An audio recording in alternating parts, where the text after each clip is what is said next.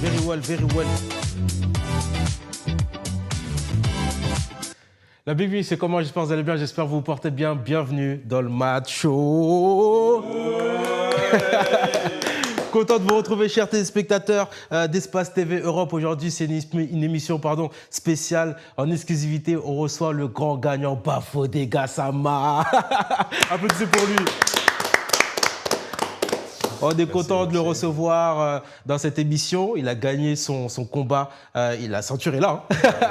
Faut le dire, la ceinture est là. Donc, on parlera de son combat, de sa victoire d'un combat long. Je crois que c'est ton combat le plus long en professionnel. On parlera du fait que tu représentes aussi la Guinée. On parlera du MMA en Guinée, de ton voyage en Guinée. Vraiment, on va parler un peu de tout ça et on va parler aussi de tes futurs objectifs. Et même au-delà de tout ça, je te dis personnellement, on est fiers de toi. Bravo mon gars. Applaudissements pour lui. On continuera avec un petit jeu, les gars. Légende ou pas légende, je vais vous afficher des images et vous allez donner votre avis si c'est des légendes ou pas, des combattants MMA. Et par la suite, on parlera de ce qu'on a vu sur le net, de la colère d'Imra. Imra, il a pété les plombs. Imra, il a pété les plombs. Et on parlera aussi de Soul Banks, qui a fait le buzz dernièrement. Il a parlé des streams, des vues YouTube. Et vous allez me donner votre avis par rapport à ça. Mais je ne suis pas tout seul. Vous l'avez remarqué, je suis avec mes gars, à commencer par Baba Guirassy. C'est comment, Baba? On est là, très belle, toi. Ça fait longtemps. C'est vrai, c'est en forme, moment. L'homme en forme, l'homme toujours au bon endroit. Baba Guirassy, c'est ça, l'homme toujours au bon endroit. C'est le destin. C'est le destin, c'est le destin. On a l'homme que vous connaissez, l'homme qu'on appelle Douki. Applaudissements pour lui, s'il vous plaît. Ça va, Douki? Ça va et toi? Ça se passe? Franchement, en forme, moi. Je suis content pour Douki parce que... Non, je veux le dire, on cache rien aux téléspectateurs. Je vais le faire. Parce que j'ai bataillé pour ça. Douki, aujourd'hui, il est venu avec sa copine et je suis fier de lui parce qu'on a tellement bataillé, que ce soit en off, que ce soit dans l'émission. L'année dernière. Ouais, c'était compliqué. Oui, On en a parlé alors en première. Et il a trouvé, on est fiers. En tout cas, longue vie à vous. On espère que ça va se concrétiser par le match. Oui, mais demain, il n'avait pas compris. Parce qu'on l'a pas une semaine.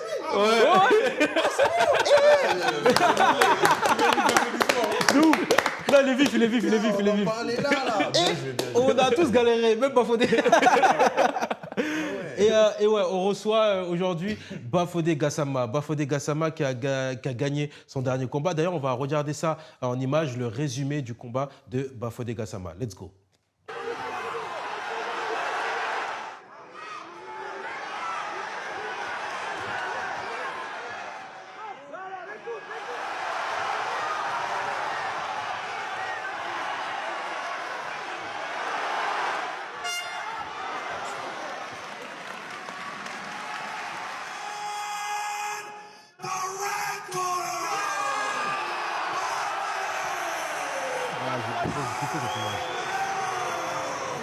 J'ai kiffé cette image d'après.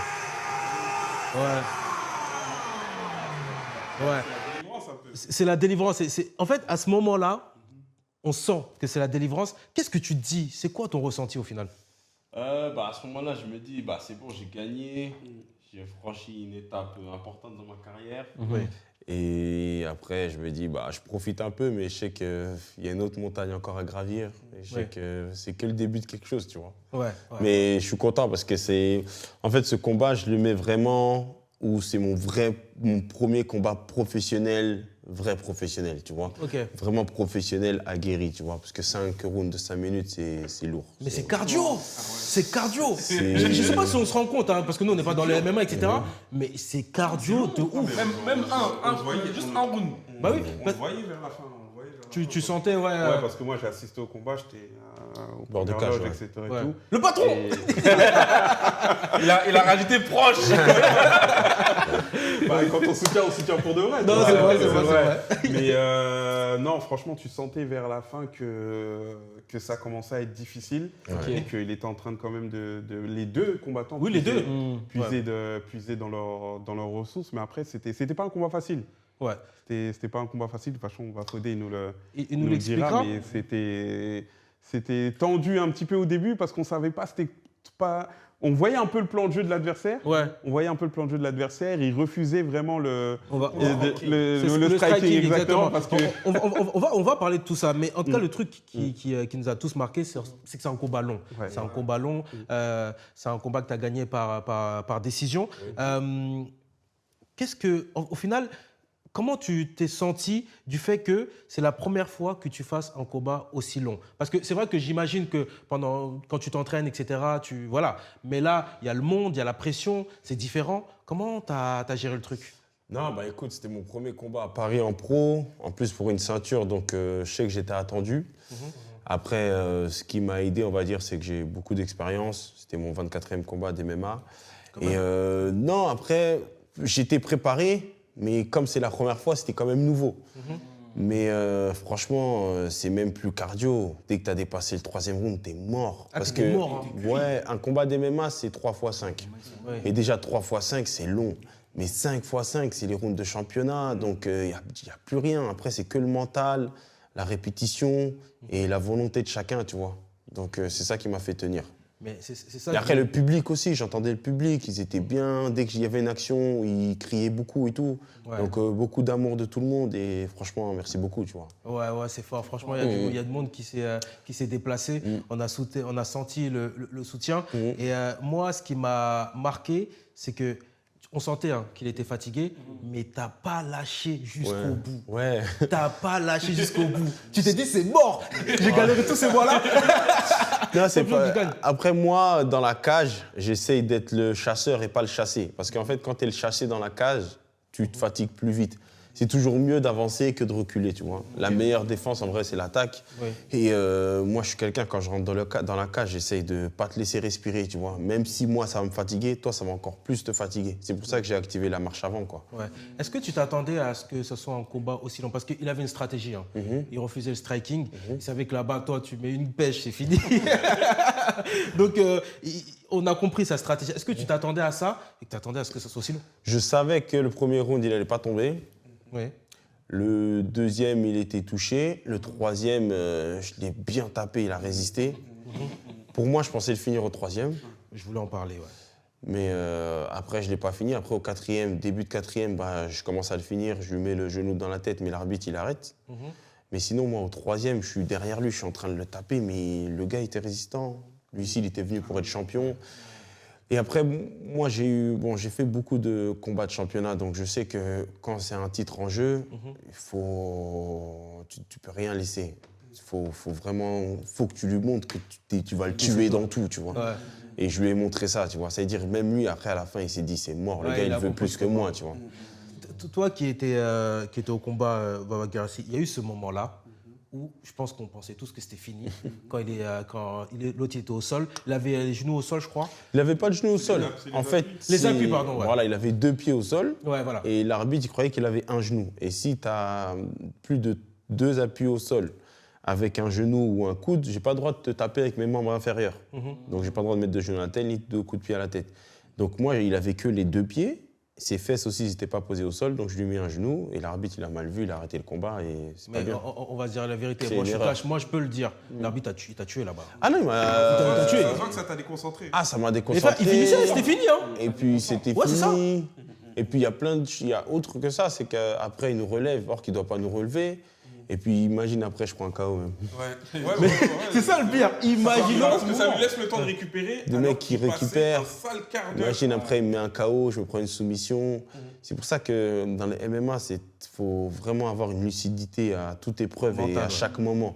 Parce que tu ne peux pas te fier, les arbitres, les juges, même l'environnement extérieur. Il faut rester concentré de A à Z. Non, moi je suis quelqu'un où j'ai une grande concentration. Je sais me concentrer, donc faut faire attention à tout ça. Non, mais c'est ça que tu dis, il faut faire attention à tout. Je pense que le mental a joué. Parce que vraiment, à ce moment-là, mais moi, j'avais préparé mon snap. Moi, j'avais préparé. En fait, ben oui, pour moi, c'était fini à ce moment-là. Et je vois l'arbitre, il arrête. Mais je me dis, mais on voit ça dans le foot, on se dit, il y a une fraude, il y a un problème. Tu vois. Et si jamais, par exemple, l'autre combattant tu aurais mis un KO juste après. Est-ce qu'il y aurait pu avoir possibilité Ah de oui, recours, tout ça? il y aurait un recours et je pense qu'il y aurait eu un non-contest. Ouais. Parce que la faute, il n'y avait pas de faute. Et en plus, la deuxième faute, c'est qu'il nous relève. Normalement, il doit me remettre dans la position où on était. Ok. D'accord?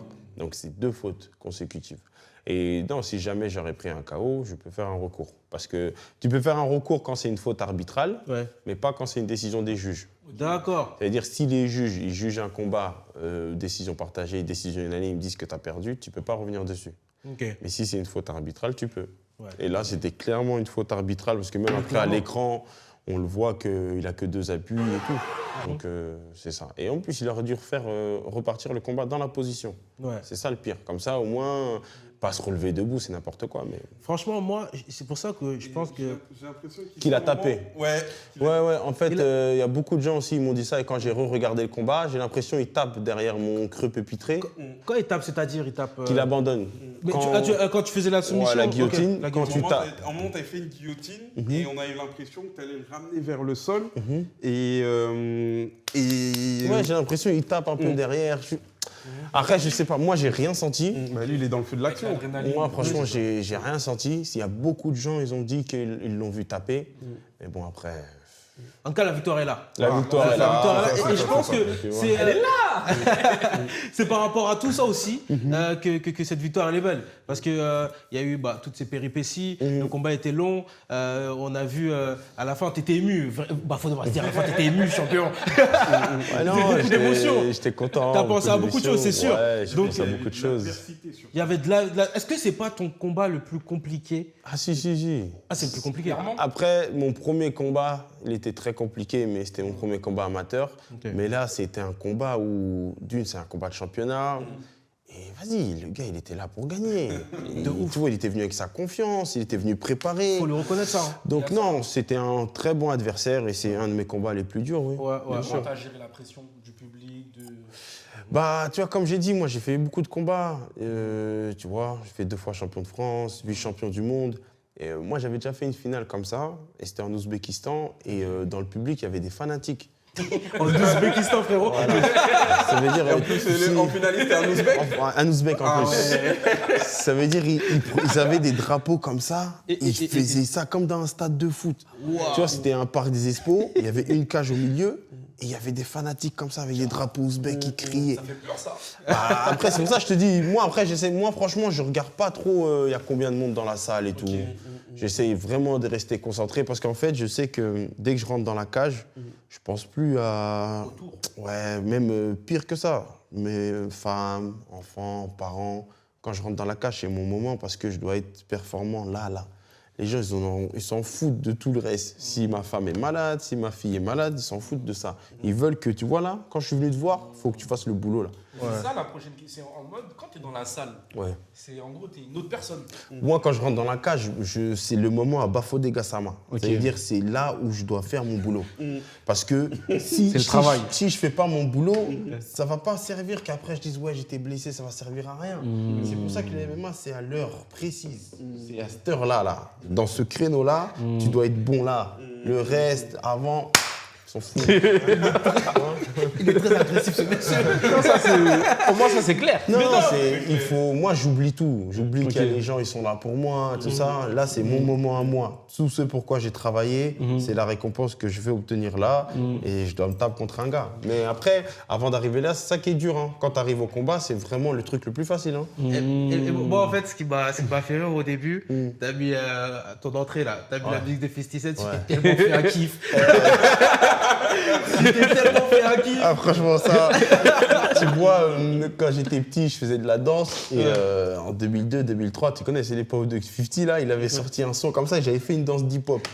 Et je m'étais juré qu'il faut que je sorte sur un son. Et ça faisait longtemps que je cherchais un son.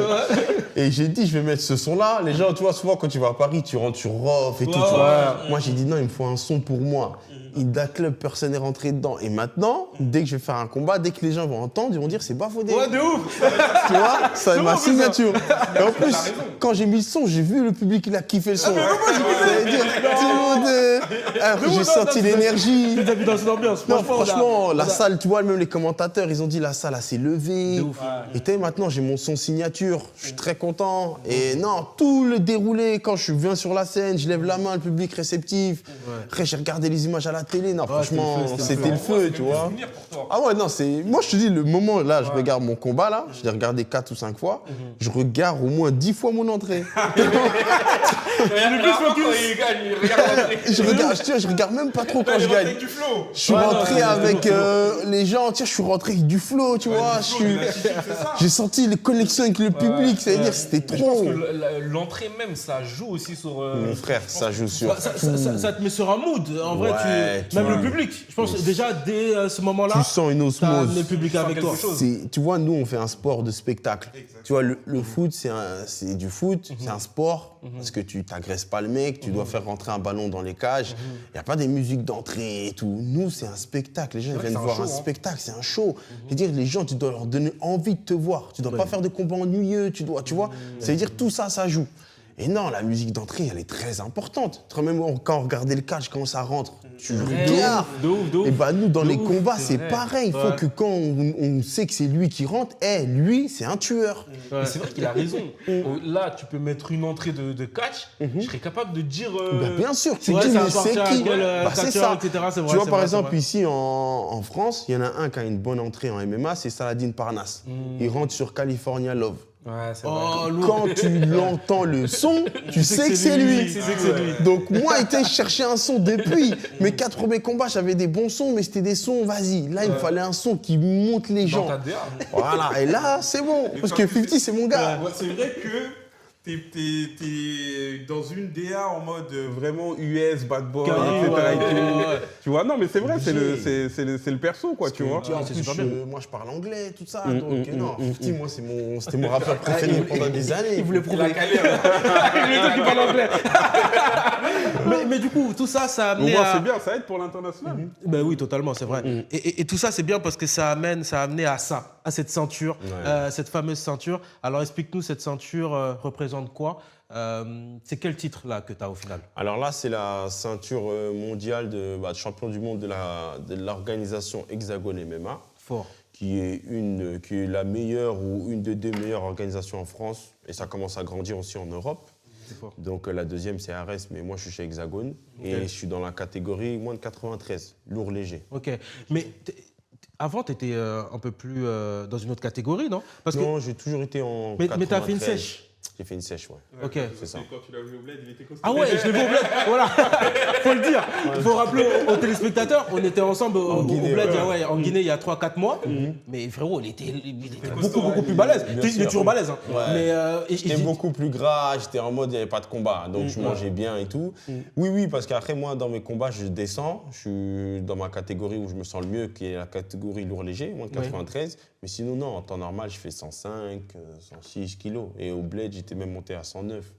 mais c'est là que je me rends compte que quand tu es combattant MMA, c'est dur. Parce que on voit le combat, certes, c'est compliqué sur le moment, mais il y a tout le travail en amont. Ah ouais. Ah non, mais tout La le, sèche. tout le reste, Ouais. je t'ai dit, quand tu arrives dans la cage, déjà, t'es content d'avoir Ouais. enlevé tout ça. Ouais, de ouf. Sur la cage, c'est une concrétisation avant même le combat. Ouais. Dès que le mec il referme la cage. Parce qu'en plus, vous êtes 2. Ça veut dire qu'il faut que vous 2 fassiez une prépa. Vous 2, vous vous blessez pas. Vous 2, vous faites le poids. C'est-à-dire déjà, quand vous 2, vous arrivez là, juste pour ça, on doit applaudir. Ouais, on applaudit, on applaudit. Bravo, bravo mon champion. Et ensuite, le combat, tu sais, le résultat, moi, comme je dis, il appartient à Dieu, tu vois. Il faut éviter, nous, les professionnels, on sait se mettre en sécurité. C'est-à-dire, on sait ce coup-là, s'il va nous mettre KO et tout, on sait à peu près. Même si, 2 fois, tu ne peux pas tout voir. Mais sinon, le résultat dans la cage, il appartient à Dieu. Toi, tu viens avec ta prépa. En face de toi aussi, il y a un gars qui veut, tu vois, qui s'est préparé et tout. Après, Dieu récompense le meilleur, tu vois. C'est ça, c'est ça, ça, c'est hein. ça. Il y a une part de spiritualité, etc. Tu as besoin Oui. de ta religion aussi quand tu... Bien sûr. Après, tu vois, comme je dis, hein, Dieu, il est juste. Celui qui est le mieux préparé, il gagne. Ouais. Tu vois? Baba, il parlait de la Guinée tout à l'heure, ça va me servir de transition. On était en Guinée, on était même nous trois en On Guinée. était tous en ensemble. Guinée. Ouais. On s'est vu en Guinée. Je sais que tu représentes aussi la Guinée en tant que combattant MMA. Est-ce que tu peux nous en dire plus par rapport à ça? Parce qu'au final, c'est pas seulement une fierté pour les gens de Colombes, parce que tu représentes ta ville, les Français, c'est une fierté guinéenne. Parce que tu représentes aussi la Guinée.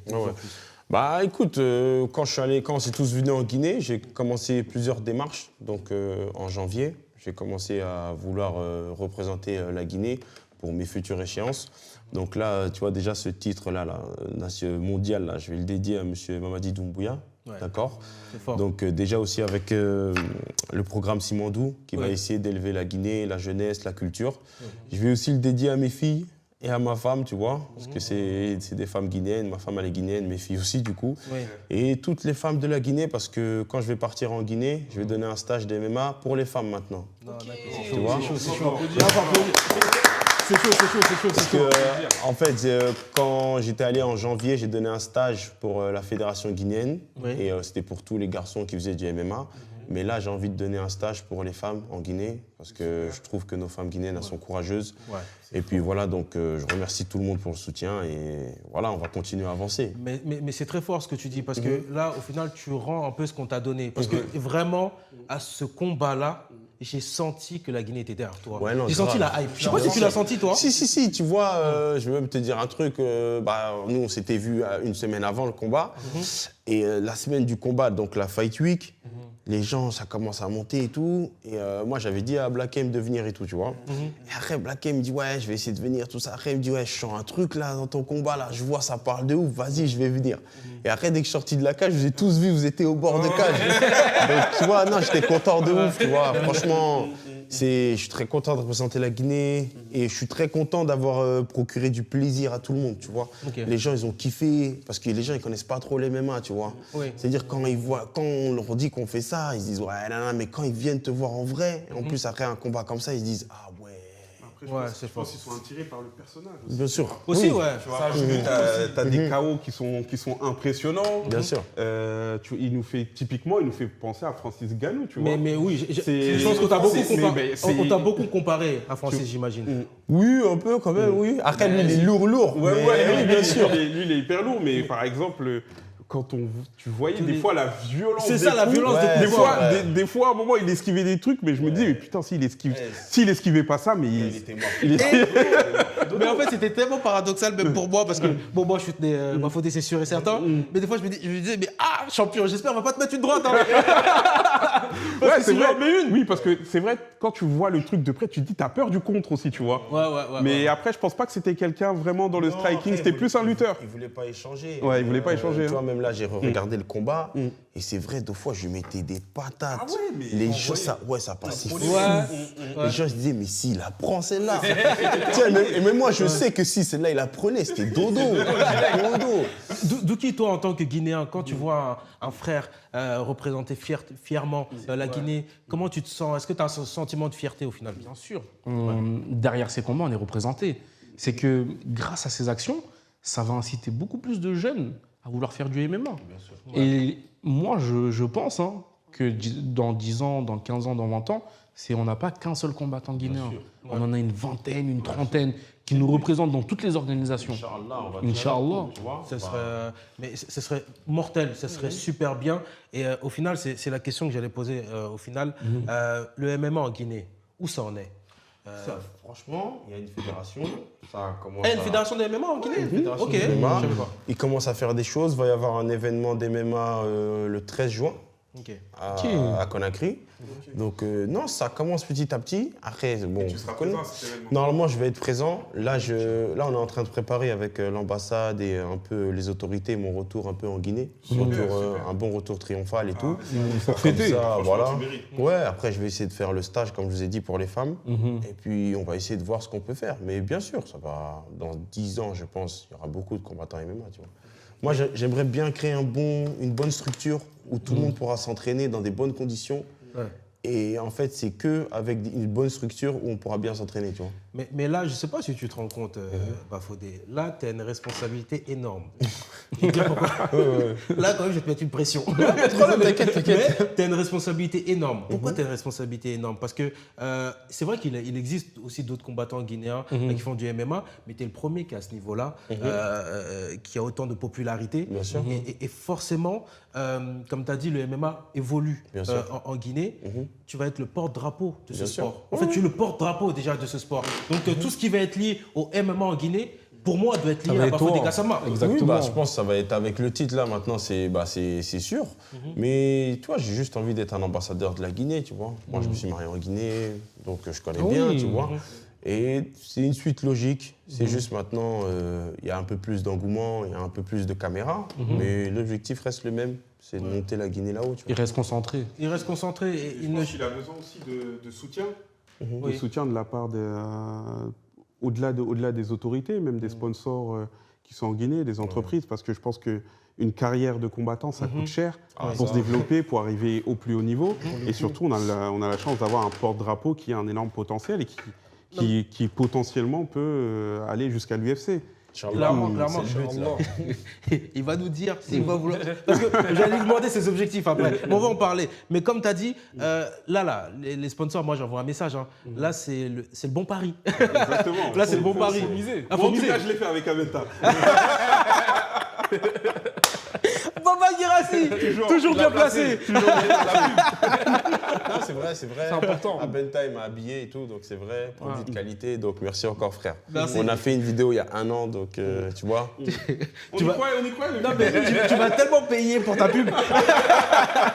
on parlait du coup de la Guinée. Tu étais en Guinée il n'y a pas longtemps, comme je l'ai dit tout à l'heure. Tu y étais aussi, Baba Girassi. 6 semaines, tu as fait un bon bout de temps là-bas. Comment s'est déroulé ton voyage en Guinée? Tu es un habitué, hein, comme tu as dit, tu t'es marié là-bas. Comment s'est passé ton voyage là-bas? Moi, écoute, franchement, ça s'est bien passé. C'était un voyage assez long. C'était mon premier voyage familial, on va dire, parce que j'étais parti avec femme, enfant. Et non, franchement, même là-bas, j'ai senti l'amour. On est allé à Touba, dans notre village parental, natal.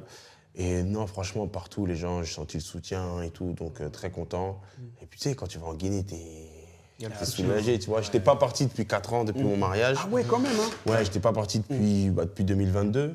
Donc là, le fait d'y retourner en famille et tout, donc juste ça, déjà, c'était un gros accomplissement. Donc j'étais juste content de retourner comme ça, mais je savais pas que j'allais retourner en tant que combattant, tu vois. Parce que quand j'ai quitté la Guinée, à l'époque, je savais pas que j'allais faire du MMA.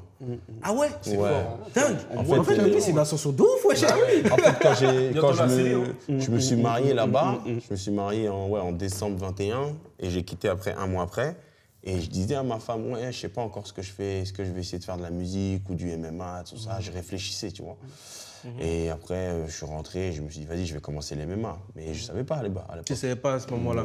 Je réfléchissais à qu'est-ce que j'allais faire. Parce que je m'étais marié, donc je me suis dit, vas-y, j'ai accompli la moitié du devoir, tu vois, la moitié du din. Je me suis dit, qu'est-ce qui maintenant il me manque? Qu'est-ce que je dois faire?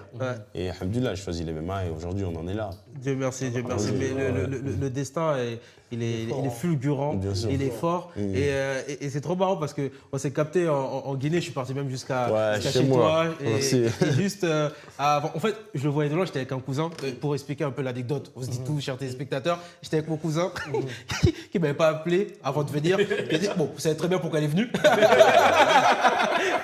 Tu vois? Et il est en train de me parler de ses problèmes pendant que je suis en train de marcher, etc. Et là, je vois Bafodé de loin, et lui aussi le voit de loin en même temps. Il dit, ah, mais il dit dans la langue, il dit, c'est pas lui qui. Ah ouais. Et là, je me dis, mais attends, mais c'est dingue, ta popularité, elle a vraiment grossi de fou. Bien sûr. Après, quand je suis allé en Guinée, j'ai fait un peu de choses pour les gens là-bas. Donc, j'ai fait le stage de MMA sur la plage de Camayen avec la Fédération guinéenne de MMA. Donc, je suis passé à RTG, je suis passé sur l'émission Colo Matin. Donc, non, ça va, on a fait des petits trucs. Et tu vois, je suis passé sur Colo Matin, je suis allé là-bas, à 6h, tu vois, vers Kipé, là-bas, là. Oui. Je suis passé. Non, tranquille, c'est juste après, quand je suis sorti de l'émission, tu vois, c'était le matin à 6h. Donc je suis sorti. C'était tôt, hein? C'était tôt. Mais t'as dire, moi, je rentre chez moi à 8h. Moi, je pensais que ça passait pas tout de suite. Je t'ai vu à la télé, là. C'est comme ça. Ça va vite. Ça va vite. Et en fait, je pensais pas aussi qu'il y avait autant de gens qui étaient branchés dès le matin, tu vois. Mais en fait, c'est ça. Quand tu passes à la télé, ton image t'appartient plus trop, mais ça va avec. Hein. Et comment tu vis cette popularité? Parce que maintenant, tu es exposé de par ton sport, sur les réseaux sociaux aussi, tu es suivi, etc. Est-ce que c'est quelque chose que tu arrives à gérer? Est-ce que c'est quelque chose que tu aimes? Parce qu'il y a plein de personnes qui n'aiment pas. Moi, il y a un artiste, par exemple, de ma ville qui est très connu, juste, il n'aime pas la popularité. C'est pas son truc. Vous voyez, c'est Boost, je dis son nom. C'est pas quelque chose qu'il affectionne de ouf. C'est vraiment la musique qu'il aime. Vous voyez, c'est un passionné. Est-ce que toi, ce sentiment-là d'être regardé par tout le monde, etc., c'est quelque chose que tu aimes ou c'est insignifiant? Moi, non. En fait, moi, je me dis que ça fait partie du boulot. À partir du moment où tu commences à faire quelque chose qui est filmé, c'est comme ça. Si tu fais quelque chose de bien et tout, moi, je dis que ça fait partie du boulot. Tu ne peux pas avoir l'un sans l'autre, malheureusement. On aimerait tous être riches et discrets. Mais deux fois, ça arrive à très peu de personnes, ce truc-là. Moi, je fais un sport qui est, bon, je suis un artiste martial. Et dans artiste, les gens, ils ont besoin de voir. Donc après, je pense qu'il faut juste faire attention à ton comportement et faire attention aux gens aussi. C'est ça qui est important. L'entourage. Voilà, l'entourage. Et aussi, l'autre aspect, c'est que moi, je suis un combattant. Je ne suis pas un musicien ou... Moi, tu ne vas pas me chercher de problème, tu vois. Tu vois? Il dit ça avec un sourire. Non, c'est extrait, on va l'enlever sur les réseaux sociaux. Parce que vous savez, la blague que tu avais faite dans les émissions, elle était forte. Elle était très forte. Moi, ça avait bien marché. C'est là aussi, il faudra la mettre. Je pense que personne ne doit chercher de problème. Non, après, tu sais, quand tu es combattant, en plus, tu vois, moi, je suis combattant lourd-léger. Ça veut dire 93 kilos, ça commence à être lourd, tu vois. En plus, je ne fais pas 93, je fais 100 kilos en vrai. On est assez grand, on est assez costaud. Même si on ne fait pas des MMA, on ne va pas avoir de problème. Mais si quelqu'un sait que tu fais, il sait que tu es champion, il t'a vu à la télé, il va te provoquer. Il va pas venir, il va te chercher des problèmes. Il est pas bête. Il n'est pas fou, tu vois. Mais il y a des fous, il y a des fous. Non, il y a des gens qui testent, je sais. Il y a des gens, ils veulent tester pour voir si bien vraiment... sûr. Non, mais ils veulent tester, mais il faut garder son sang-froid. Voilà, tu vois, c'est rare, c'est très très rare. Mais t'en penses quoi du trash talk? Ah, le trash talk. Alors, Bonne question. moi je pense que le trash talk, tout ça, moi je dis ça appartient à chacun.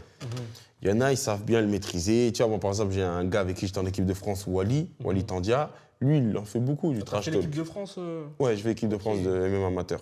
Dingue. Donc, ouais, il en fait beaucoup, Wally Tandia. Des fois, même, je trouve que. Tu vois, des fois, il y a hein. des gens, ça va les énerver, c'est une prise de risque. Mais en fait, lui, il joue sur ça parce que tu as envie. Les gens, après, au début, t'aimes bien. Et après, tu dis, il m'énerve, lui. Et après, quand tu dis, attends, j'ai envie qu'il se fasse niquer. Et après, quand tu rentres dans la troisième fois, j'ai envie qu'il se fasse niquer, bah, c'est là où t'achètes, où tu veux le voir perdre. Tu vois, comme Doumbé, il parlait trop. Ah ouais, il fait trop rigoler. Eh, vas-y, il commence à m'énerver. Ça y est, je veux qu'il se fasse niquer.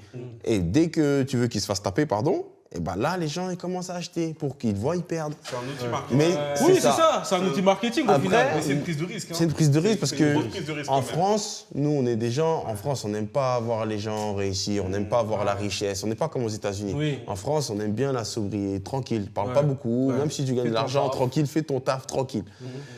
Dans des autres pays, ils aiment ça, tu vois. Après, moi, je dis ça, c'est propre à chacun. Ouais. Toi, t'es pas trop dans ça, en vrai. Et toi, où tu mets la limite par rapport au trash talk? Par exemple, toi, un adversaire qui vient te trash talk. La limite, après, moi, je dis, tant qu'ils touchent pas la famille et tout, ça va. Mais après, il y en a, ils ont pas de limite. Hein. Il y en a, ils ont pas de limite. Il y en a, ils disent, je prends ta femme et tout. Hein. Wow. Juste pour te faire sortir de tes gonds. Et tu sors Donc, ton combat, ouais. Ah, tu peux sortir. Hein. C'est pour ça que... Il y en a même pendant le combat, ils vont te trash talk. Ah, il y en a, ils vont te trash talk. Mais là, dernièrement, il y a eu un combat là où on a vu un combattant MMA faire un doigt d'honneur à l'autre, etc. Ouais. Donc j'ai l'impression, et ça c'était aux États-Unis. à l'UFC, en plus. Je pense à l'UFC, mentalement, faut être prêt à tout ça. Faut être encore plus prêt qu'en France. Il y a un gars, il s'est battu contre Léon Edwards. Léon Edwards, c'était le champion 77. Oui. Et le gars qui s'est battu contre lui, c'était Colby Covington. C'était pour la ceinture des 77. Et Léon Edwards a perdu son père. Son père, il était mort, mais depuis des années. Ouais. Et je crois qu'il était mort dans une affaire un peu bizarre. Et le gars, il a dit, ouais, ton père, il s'est fait tuer dans la rue et tout, c'était un vieux bandit et tout. Wow. Il a pris le truc, il l'a jeté. Bah oui. Il a pleuré et tout. Il a dit, je savais pas le trash talk, ça pouvait arriver jusqu'à là. Non, ça va. Il y en a, ils sont sans pitié. C'est pour ça, c'est un truc, ça appartient propre à chacun. Ouais. Tu vois?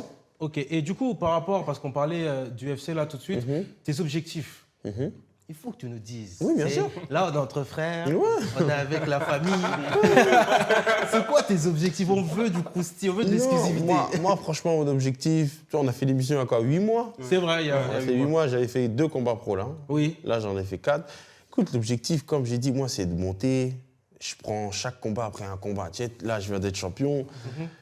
Moi, je veux gagner. Tu sais, alors, le MMA, c'est un sport. Aujourd'hui, il y a beaucoup d'engouement, mais c'est dangereux. Si tu te projettes et le prochain combat, tu floppes, tu vois, toute ta projection là, Ouais. pfiou, Ça va tu pas. vois. Ouais. Là, je vais te donner l'exemple même de Baki. Tu vois, Baki contre Zebo, ça, c'est un gros combat. Tu vois, ça c'était pas arrivé lors de notre dernière interview. Oui. Le gars, il était à 8-0, il avait jamais perdu. Ouais. Quand tu perds ce combat-là, en plus, il perd sa première défaite, son premier KO. Ouais. C'est-à-dire, c'est 2 coups en même temps. Il a pas, là, c'était quoi, en septembre ou octobre, il va pas combattre pendant peut-être 1 an. Ouais. C'est-à-dire, tous ses projets. Ouais, ça tombe à l'eau. Ah, c'est vraiment une dinguerie. C'est pour ça que dans le MMA, ton objectif, c'est le prochain combat. Ouais. Tu vois?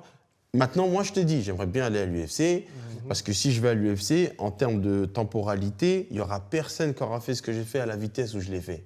Donc, juste pour ça, moi, je serais content. Déjà, moi, juste aujourd'hui, je suis déjà content. Oui. J'ai déjà fait beaucoup. Oui. Mais comme on est des humains orgueilleux, on veut toujours aller plus haut, Oui. ok. Mais non, j'aimerais bien aller à l'UFC, représenter la Guinée. Si, Inch'Allah, en Bercy, je suis en septembre, ça serait Alhamdulillah, tu vois. Ok, il y a un UFC à Bercy. L'UFC vient chaque mois de septembre à Bercy, une fois par an. Ils viennent à Bercy, ils font l'UFC Paris.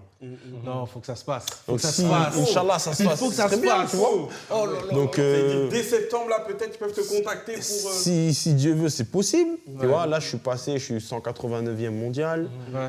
Je suis dans le top 200 mondial, donc c'est pas mal du Et en tout. France, c'est le J'ai eu numéro 4 combien combats. En France, à l'heure d'aujourd'hui, je suis le numéro 3. C'est qui le numéro 1? Numéro 1, c'est Oumar Sy. Ok. Numéro 2, c'est Nel Ariano. Et numéro 3, c'est moi. Mais Saladin Parnasse. Là, moi, je parle dans ma caté. Dans ta catégorie, Voilà. autant pour moi. Tu vois, comme là, je parle en 93. Après, Saladin, lui, en moins de 70, tout ça. quoi. Bon, en tout cas, on te le souhaite. On espère que. Inch'Allah. On espère te voir à l'UFC. On espère même te voir à l'UFC à Paris et même aux États-Unis, à Las Vegas. On vient tous les Guinéens. Tous les Guinéens viennent à Las Vegas, etc. Ah, ça serait beau. Ce serait vraiment. Tous les Guinéens. Non, mais tous les Guinéens, même. Il y en a plein, les Guinéens aux États-Unis, tout ça, tu vois. Ce serait incroyable. Ce serait incroyable. Dougie, tu veux dire quelque chose? Non, j'allais dire à Benda en mode Las Vegas. Donc, ce serait incroyable. Hein. Ça me fait rire. Las Vegas. Ok, et là j'ai une question par rapport au MMA, ça va être la dernière question, c'est un peu rien à voir en tout cas avec ton combat. Okay. On a vu là dernièrement, ces derniers mois, des combats de MMA, des influenceurs de télé-réalité, etc., qui faisaient des combats et on va se dire la vérité, il y avait une hype autour de ça. Qu'est-ce que tu en penses? Est-ce que ça fait du bien à votre art ou c'est négatif? Alors, comment je pourrais dire ça? Moi, c'est une bonne question. Non, je dirais, ça va pas apporter du négatif parce que c'est juste une autre fenêtre du MMA, tu vois. Parce que moi, je dirais un truc. Il y a des gens, ils vont parler du MMA, mais ils sont jamais rentrés dans la cage. Oui. Donc même ça, il y en a, ils vont parler du MMA. Aujourd'hui, il y a des gens, ils parlent du MMA. Ouais, lui là, t'es jamais rentré dans une cage. Oui. Donc déjà, tu devrais parler un peu. Moi, le MMA, tu te prépares pour un combat et tu rentres dans une cage. Après, que tu sois influenceur ou pas, si tu t'es préparé, tu fais des entraînements, tu as fait la diète, tu as fait le poids et tu es rentré dans la cage, c'est déjà valorisant, tu vois. Oui. Après, c'est sûr, c'est pas ton métier, vas-y, tu sais pas faire, ok. Mais au moins, tu as fait les étapes pour rentrer. Si tu as fait ça et tu es rentré, moi, je te dis après que le meilleur gagne. C'est ton travail qui va porter. Moi, Mais je suis d'accord avec toi, ça énerve, des fois c'est moche et tout. Moi, je te dis pas le contraire. Moi, je trouve. Non, je suis pas d'accord. Voilà, c'est bien 2 contre 2. Moi, je c'est bon. Voilà, Parce donne tes que arguments. aujourd'hui, le MMA en France, ça commence à devenir populaire. Bien sûr. Ça veut dire que pour qu'un sport, on va dire, soit bankable, il faut qu'il y ait des fans, il faut que tout autour, il y ait un écosystème où justement les gens consomment, tu vois. Et le fait qu'il y ait des influenceurs ou des personnalités publiques qui s'intéressent à ce sport-là, ça va contribuer à le rendre populaire. Et plus un sport il est populaire, plus il y a de fans. Et plus il y a de fans, plus le marché s'agrandit. Et plus le marché s'agrandit, tout le monde gagne. Les sponsors, les marques et également les combattants. Businessment parlant. Businessment parlant, c'est bon. Je suis totalement d'accord avec toi. Ça vous plaît C'est- pas Moi, pourquoi moi ça me Et en plaît plus, comme il l'a dit, gars, c'est pas un jeu. Ça veut dire quand tu vas rentrer là, toi-même, tu verras. C'est ça. Mais là, justement, c'est pas un jeu. C'est exactement ça, c'est sur ça que je veux pointer. C'est un métier. Il y en a qui le font sérieusement. Ils ne le font pas parce qu'ils sont passionnés des MMA. Il faut dire la vérité, ils le font parce qu'il y a une hype MMA et voilà, ils veulent gagner de l'argent. Parce que souvent, comme Sebi Dadi ou Ilan, c'est eux qui organisent ces combats. Donc ils gagnent de l'argent derrière. Et puis et c'est pour se donner pour moi un genre. Moi, en fait, plus globalement, j'aime pas ce style-là. Par exemple, quand on voit l'autre là, Jacques Paul. Là. Jake Paul, ouais. Jake Paul se mais bat là, contre. t'as vu avec Netflix, là, ce qu'il organise? Oui, voilà. C'est pour ça que j'ai businessment parlant, c'est très bien. Mais se battre avec Mike Tyson. Anthony Joshua, Mike Tyson. Ouais, voilà, j'ai trop la rage. Mais les gars, vous êtes des légendes. Comment vous pouvez vous battre contre un influenceur dont c'est pas le métier? Je suis désolé. Pour moi, ça dévalorise le métier. Je veux pas voir ça. Quand je vois Usain Bolt faire du football, je veux pas voir ça. Ça va pas dévaloriser dans le sens où, tu vois, moi aujourd'hui, là, j'ai été champion. Oui. Si dans 10 ans, je fais un combat comme ça, tu ne pourras pas m'enlever mon titre de champion. Oui. Donc, ça ne va pas dévaloriser. Maintenant, moi, je peux comprendre que ça t'énerve si tu as suivi la carrière du gars et maintenant il fasse ça. Après, peut-être le gars, il a besoin d'argent, tu vois, il a besoin de trucs comme ça. Il y a beaucoup de choses. Moi, comme je t'ai dit, ce qu'il faut respecter, c'est si le mec, il a fait le parcours, il s'est entraîné pour gagner un combat, il a fait le poids, il a fait des sacrifices, il est rentré dans la cage apte à combattre, ce parcours-là est respectable. Mais regarde, par exemple, et je vais te laisser parler juste après, Douki. Là, il y a eu, il s'appelle Ilan, il devait se battre contre un gars qui s'appelle Toto. Il arrive devant le ring, il refuse de se battre. Oui, parce qu'il a eu peur. Mais est-ce que ça existe? Mais c'est ça. Est-ce que ça existe dans le vrai MMA? Ça n'existe pas. Non, en fait, pour moi, sans mentir, Mad. Sans être vulgaire, c'est des clowns. Sans mentir, Mad, c'est arrivé. Ah, c'est arrivé? C'est déjà arrivé. Autant pour moi. Il y a des, tu sais, tu es responsable. Quand tu rentres dans la cage, tu es responsable. Jusqu'à avant que la cage se ferme. Tu peux dire, je rentre pas, je le sens pas. Hein. C'est dingue ça. C'est vraiment dingue. Il y a un gars, il se battait contre Makachev pour la ceinture 70 kilos. Il a annulé le combat la veille. C'était malade. Il y a une meuf, elle a annulé le combat 2 heures avant le combat. Dans le vestiaire. Par peur? Je sais pas si c'était par peur, mais elle a annulé. Waouh. Tu vois, lui, le gars, on a vu, il avait peur. C'est pas un combattant, il s'est chié dessus, ok. Oui. Mais tu peux, parce que tu es responsable. Quand tu rentres dans la cage, elle se referme après. Si, tu vois, tu peux rentrer dans la cage, le gars, il vient, tu tapes 3 fois, le combat, il est fini. Le combat, il est fini, ouais. Mais tu peux faire, il y a plein de choses que tu peux faire, parce que après, je t'ai dit, quand tu rentres dans le truc... Ah ouais. Après, non, il faut en avoir quand même. Hein. Parce que, en fait, ce qui fait peur, c'est l'incertitude. C'est le coefficient, même pas qui va gagner. Qu'est-ce qui va se passer? Tu vois? Est-ce qu'il va venir, il va me mettre un coup, je vais pas le voir, tu vas tomber? C'est ça qui te fait peur. C'est des choses comme ça, donc tu es responsable. Pour moi, tu peux te faire... Et en plus, il y a les coups et tout, bah oui. Il y a les coups, et puis il y a aussi... tu me dis, hein, j'ai une bonne question. Est-ce que c'est la honte, c'est un peu l'affiche si tu te manges un KO? Parce que faut se le dire, il y a des gens, peut-être, qui peuvent avoir cette peur-là de se manger un KO et de voir les images. Il y a ta famille qui voit ça, il y a tes amis, etc. Est-ce que il y a un sentiment de honte après se manger un KO? Même si toi, tu t'es jamais mangé de KO, comment tu penses que tu vas ressentir le ressenti que tu vas avoir si jamais tu te manges un KO? Si tu manges un KO, c'est dur. Mais après, en fait, c'est dur, mais après... Si t'en mets en plus, tu sais que ça peut arriver, tu vois. Parce que toi, t'en as mis. Il rigole tout seul. mais franchement, après, il faut... c'est pour ça que le MMA, c'est un sport dur. Ouais. Et il faut savoir c'est quoi la défaite. Parce que si tu connais pas, quand tout ça t'arrive d'un coup, tu vois, par exemple, un mec comme Baki, tu vois, les visages, ils changent et tout. C'est dur à digérer. C'est dur à digérer. Quand t'as une défaite, après, tu te sens même pas homme, tu te poses les questions. Après, pour revenir de ça et tout, t'as peur des coups, c'est chaud. Hein. Faut éviter le mieux. Ouais. Douki, tu me donnes ton avis? Moi, c'est par rapport à l'image. C'est-à-dire, tu sais, quand tu as des amis, des gens proches qui sont dans le sport, tu sais que c'est un sport qui est très dur. C'est un sport où c'est pas comme le football, où tu vas avoir, il y a 1000 personnes qui vont percer. Là, le MMA, c'est le seul sport au monde qui n'est pas un jeu. On est d'accord. Et tu vas voir peut-être 1 ou 2 personnes qui vont émerger. Et quand tu vois des mecs qui ont trimé, moi je connais des potes à moi, depuis qu'ils sont petits, ils sont dedans. Avant que le MMA, entre guillemets, devienne autorisé. Et quand tu vois excusez-moi du terme, mais que ce soit artistes, influenceurs, gens lambda, qui s'y prêtent et du jour au lendemain, ils sont dans des organisations bidons, parce que c'est le terme. Les ceintures, ils veulent rien du tout. C'est juste par rapport au réseau. C'est énervant. Oui. C'est énervant. Moi, je suis d'accord. Moi, je suis d'accord avec ce énervant. que tu dis, mais après, tu vois, moi, je vais te dire, le MMA avant, c'était plus facile qu'aujourd'hui. Parce qu'aujourd'hui, il y a beaucoup de monde. Le niveau, il est dur. Donc, si, quand ça a commencé à l'époque, tu n'as pas fait quelque chose, c'est que peut-être ce n'était pas pour toi. Hein. Parce qu'il y a beaucoup de gens qui font du MMA, c'est pas pour eux. Hein. C'est vrai, hein. C'est vrai. Faut le dire. Ça veut dire qu'il y a des gens, ils font. Moi, tu vois, quand je me suis inscrit, moi, en 2022, il y avait un mec qui faisait du MMA depuis au moins 4 ans. Moi, j'ai fait mon premier combat, j'ai fait mon combat en 2 mois. Lui, dès que j'ai fait mon combat, il a... Après, il y a le talent. Oui, mais c'est ce jour-là, il a fait son combat. Tu vas voir, il y a des mecs, ils ont envie, mais il y a un monde entre déjà t'inscrire dans une salle, aller à l'entraînement, il y a un monde. Aller à l'entraînement, faire des combats, deuxième monde. Faire des combats, gagner les combats, troisième monde. Et maintenant, entre gagner les combats et performer, c'est-à-dire pas gagner la décision, mettre des finishes et tout, il y a tellement de monde, il y a tellement de gens que tu perds à chaque étape. Ça veut dire, non, c'est 2 fois les gens, ils font du MMA, mais c'est pas pour eux. Comme il y a des gens, ils font du foot. Tu vois, moi, j'ai fait du foot. J'ai essayé dans le foot. Corps, âme, esprit. J'ai tout donné. C'était pas pour moi. Je n'étais pas assez technique, je n'étais pas assez fort. Non, c'est vrai. Il faut avoir l'honnêteté de le reconnaître. C'est qu'il y a des gens, là, ils font du MMA, ils sont pas honnêtes envers eux-mêmes. Non, c'est vrai. Moi, j'ai une question aussi pour toi. Aujourd'hui, tu te considères comme quoi? Pied-point ou tu es plus à l'aise au sol? Non, je me considère complet.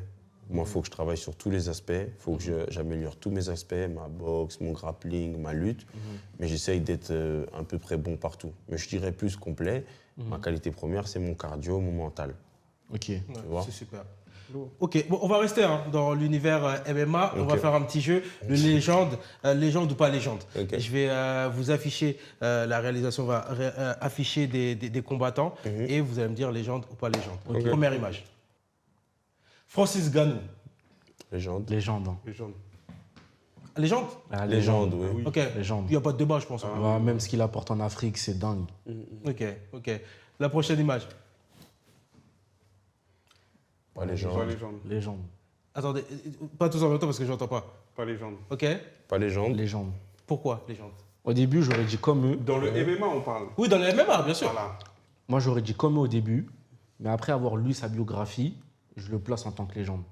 Dans le sens où je n'avais pas forcément l'historique et ce qu'il a apporté dans le kickboxing.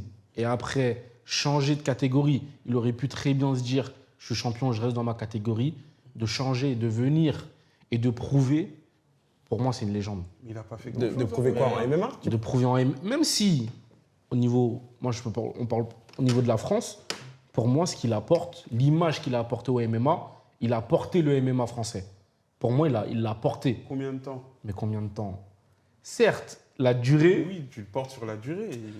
Pour moi, c'est une légende. Mais aujourd'hui, les gens, s'ils parlent de MMA... Tu bégayes, c'est pas Non, mais non.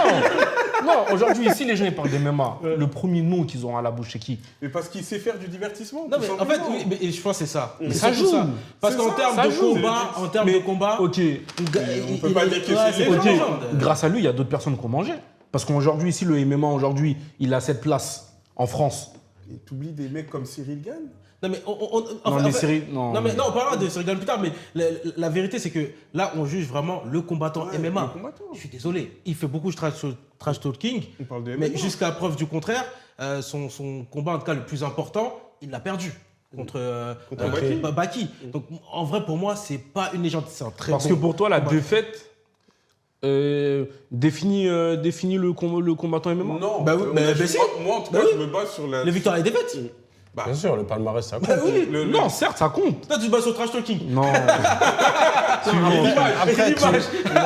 C'est un produit de la société Non, d'information. il était le premier à dire tout à l'heure, il parlait de business. Non, mais si je peux revenir sur ce que tu as dit. Là, j'étais rationnel. Moi, je suis d'accord Attends. avec toi, il a apporté quelque chose dans le MMA français. Ça, il n'y a pas de problème. Dans le MMA, un peu même mondial. Mais on ne peut pas parler de légende, parce que légende, c'est un terme fort. Si tu n'as jamais été champion, tu n'as pas marqué par ton style et tout, on ne peut pas dire légende quand même. Légende, c'est lourd. Il n'est jamais allé à l'UFC, il a combattu 2 fois au PFL. Il n'a pas beaucoup de combats à MMA. Même moi, j'en ai plus que lui de combats à MMA. Mais tu me dis légende kickboxing, je te dis oui. Ah oui. Tu me dis légende au Glory, 2 fois, ouais, je te dis oui. Au Glory, en kickboxing, oui. Mais en MMA, non. Il a apporté un nouveau truc en France. Ça veut dire très bien. Il peut être compté dans l'histoire du MMA français, il y est dedans. Mais légende. En tout cas, il est sur les portes. Non. Dans l'histoire. Là, je suis d'accord avec toi. toi. Dans l'histoire du MMA français, oui. Mais c'est pas une légende. Moi, je connais très peu de combattants qui ont changé de catégorie et qui ont prouvé dans une autre. Mais après, changer de catégorie ou de sport? De sport. De sport. Mais même de catégorie. Il y en a beaucoup de combattants qui changent de sport. Hein. Non, mais, attention. Hein. Non, mais de toute façon, pour moi, c'est pas un argument qui en fait une légende. On en reparlera. Ok, on en reparlera, mais après, je pense qu'il ne combattra plus. À ce moment-là. Ok, prochaine image. Il ne combat plus. Hein. Je pense qu'il ne combattra plus. Ah ouais, ok. Prochaine image.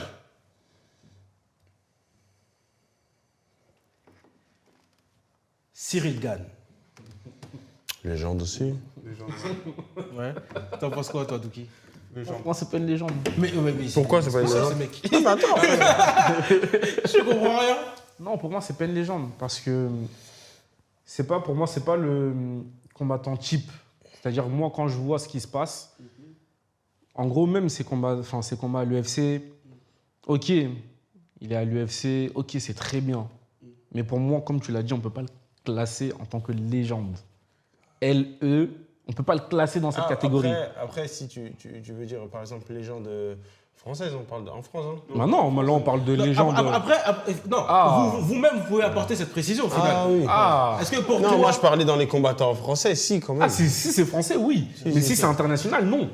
Là, je suis d'accord avec après, si vraiment, il a un combat et bat Pereira, tu peux le compter en légende mondiale. Si. Avec les si, on refait le monde.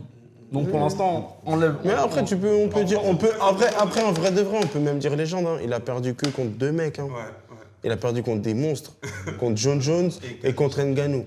C'est le seul mec qui a la décision avec Ngannou. Du coup, tu peux pas le mettre à la même place qu'un John Jones. Oui, c'est pour ça que vas-y, on peut dire pas la même. Il y a légende plus et vas-y. Oui, après, même dans les légendes, il y a... Voilà. Mais non, frère, tu le vois comme ça, il est très fort. Hein. Non, ça, j'ai pas... T'as déjà tourné Mais avec attends, eux parce que je pense que c'est dans la même salle. Oui. Ils sont tous forts. Il n'y en a pas un qui est nul. Ils sont tous forts. Ok. Ah oui. Ils sont tous forts. Non, mais la question était pertinente là, de Baba. T'as déjà tourné avec Cyril? Oui. Et t'as compris que lui, c'est un vrai. Ouais, non, il faut pas rester debout avec lui. Ah ouais. Ah ouais. Impossible. Un beau bébé. Hein. Mais outre que c'est un beau bébé, il tape trop bien, il est trop précis. Ça veut dire que la seule manière de battre, c'est comme Ngannou ils ont fait et John Jones. Tu fous la main au sol. Ouais, le sol. Sinon, c'est mort. Mais debout, c'est un monstre. Monstre atomique. Wow. Monstre atomique. Okay. Tu vas mettre des coups, il sait protéger, il sait taper où ça fait mal. C'est des mecs qui ont fait du kickboxing. Je crois qu'il a 12 ou 14-0 en kickboxing. Ouais. C'est-à-dire, tu vas même rester debout avec Pereira. Si t'es pas un mec du kickboxing, t'es fou. Tu vois pas tous les KO qu'il a mis parce que les gens ils sont orgueilleux. Le seul qui est resté debout avec lui, c'est Adesanya. Mais Adesanya, c'est un mec du kickboxing. Si t'es pas un mec du kickboxing, c'est mort. Tu vois, par exemple, c'est comme tu vas mettre Ngannou contre Anthony Joshua en boxe anglaise. Il y a trop de métiers de l'autre côté. C'est compliqué. C'est compliqué. Ouais, c'est compliqué. Ok, on passe à la prochaine image. J'ai fait exprès. Alors, en plus, sur la photo, j'ai une tête de fou. En plus, je sais pas faux dégâts, ça va. Sur la photo, je sais même pas c'est quand cette photo. Mais c'était mon passage en pro, mais j'ai une tête, tu te dis, mais lui, c'est un tueur. Il est fâché. Non, mais parce que là, je crois que j'avais pas mangé, j'étais encore en... J'ai pas fait le point encore. Donc, je suis en mode où j'ai pas mangé, donc je suis fermé. Mais, tu vois, quand je vois cette photo, je l'ai vue hier, je crois, sur Internet. Je me dis, mais regarde la tête de fou qu'il a. Non, mais en vrai, là, tu me connais pas, là. Tu regardes ça. Tu dis, il a pas une tête de fou, là. Lui, il est trop vénère. Vas-y, lui, il est trop vénère. Bien, moi, fait bien tiens. Du coup, les gens de Balé. Enfin, en vrai, moi, je légende guinéenne. C'est ça que j'allais dire. Merci, pour moi, comment ça, c'est une légende guinéenne. Merci beaucoup. On peut dire que c'est une légende guinéenne. Pas encore une légende internationale, mais on te le souhaite en tout cas. Merci les frères, merci. Il y a un petit bonus. C'est la dernière image. Je m'attendais pas à celle-là quand même. Non, ah oui, j'avais oublié celle-là. Ah, celle oui, de Georges Saint-Pierre, légende. Oui, je pense qu'il n'y a pas de débat. Pas de débat, et on va passer à la dernière image qui n'a rien à voir avec le MMA. Paul Pogba. Paul Pogba. J'ai fait exprès. J'ai fait exprès vraiment de mettre l'image de Paul Pogba parce qu'on avait eu un débat. Je ne sais pas si tu te rappelles. Non, c'est un piège en fait, c'est pour ma marque. Dans l'émission qu'on avait fait il y avait 8 mois, il y a 8 mois de cela, Paul Pogba est là. T'avais prédit qu'il allait faire une saison de ouf. Ouais, moi aussi. Mais toi aussi? Oui. Oui, faut dire toi aussi. Oui, moi aussi. Moi et Mousse à l'époque qui était aussi dans l'émission, on disait que non. Bon, maintenant, légende ou pas légende? Non, quoi qu'il arrive, Ça légende. reste une légende. Mais non! Non, Mad. Mad. C'est pas une Mad, légende ça du reste foot, une légende. Non. Si. Mais les gars, il a fait une première bonne moitié de carrière très bien. L'autre moitié, c'est une catastrophe. Faut le dire. Attends, pour toi. Pourtant, c'est un frère guinéen, je le Il soutiens. a une meilleure carrière que Zlatan. C'est vrai. Mais Et Zlatan, il y en a énormément qui le prennent pour une légende du foot. Non, mais c'est une légende, Zlatan. C'est Ok, une mais légende. pour moi, Non, mais Pogba- si Zlatan c'est une légende, lui c'est quoi alors? Pogba, c'est une légende. Mais Pogba n'est pas une légende, des frères. Moi, tu sais pourquoi je vais te dire ça? Pogba, là, chaque 10 ans, il y a une génération en France de foot. Des années 80 à 90, c'était la génération 87. Oui. De la génération 90 à 2000, c'était la génération 93. Moi, je suis en 94. En France, il y a très peu de 94 qui sont passés pro à cause des 93. Il y a très peu de 92 qui sont passés pro à cause des 93. Ce gars-là, c'était le meilleur 93 de France. Il a gagné la Coupe du Monde en U20, il l'a gagné en senior. Il a fait Juventus, United, Bah oui. il a gagné des championnats. Non, le gars, c'est une légende. Maintenant, Même son transfert à Manchester. Sa dernière partie de carrière, avec ses problèmes familiaux, peut-être ses problèmes physiques et tout, c'est pas la même chose, c'est vrai. c'est pas la même Même moi, j'ai eu des échos là-bas, c'est pas pareil, c'est vrai. Mais Pogba, tu dois le respecter au mitard. Je ne sais pas si j'ai entendu une interview de Jonathan Klose. Il disait que Pogba, tu lui mets des ballons, même dans les complications, il ne perd pas. Il y a un truc où il faut qu'on soit d'accord. Il est hyper fort.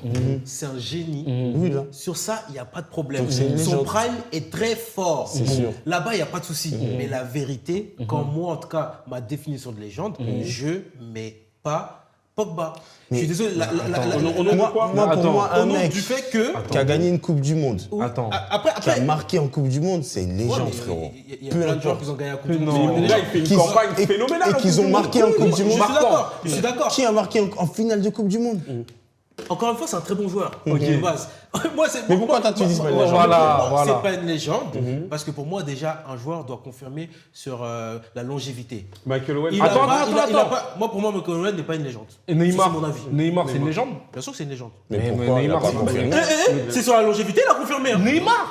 Il a gagné une Coupe du Attends, Monde. mais Il a attends. fait quoi avec le Non, Brésil? mais- Il a gagné une Coupe du Monde. Neymar à Santos. Ok. Neymar au Barça. Attends. C'est championnat brésilien, on s'en fout.